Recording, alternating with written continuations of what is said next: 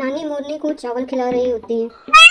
नानी प्यार से कहती है, मेरी राज दुलारी रानी मोरनी, तू तो मेरी जान है, देख ले कितना सुंदर चावल लाई हूँ तेरे लिए, खा खा खा।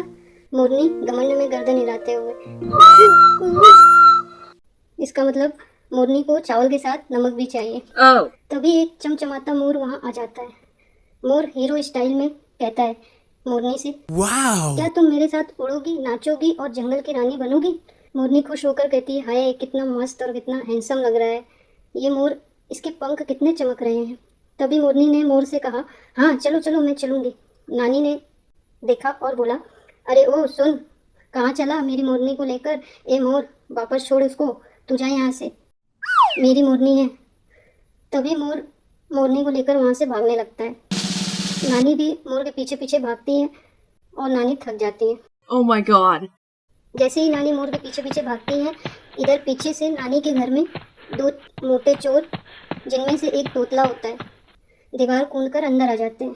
What? पहला चोर हाँफते हुए बोलता है, भाई हम इतने मोटे हो गए हैं कि ये सब लेकर भागना बेमुश्किल लग रहा है, कहीं रास्ते में पुलिस ही ना पकड़ ले।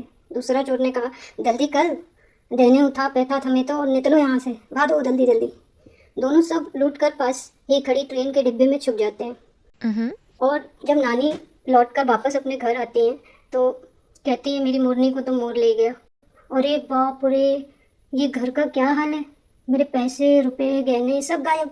Oh my god. आज मेरे साथ क्या हो रहा है? पहले मेरी मोरनी गई और अब घर में चोरी भी हो गई। नानी फोन उठाती है और तुरंत पुलिस को कॉल करती है।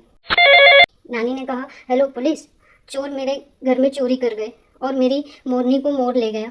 पुलिस ने पूछा नानी से, तुम्हें कौन ज़्यादा ज़रूरी है, मोरनी या पैसे?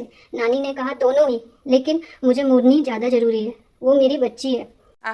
और यहाँ पर दूसरी तरफ ट्रेन में चोरों की मस्ती हो रही थी। पहला चोर बोला, भाई ये ट्रेन का डब्बा तो VIP जैसा है, अब हम भी बड़े होंगे, पूरी दुनिया घूमेंगे, ऐश करेंगे। दूसरे चोर ने कहा, खाओ पियो और टेंशन हो जाओ, अब कोई टेंशन नहीं होती हमारे पास, अब पैसा ही पैसा होगा।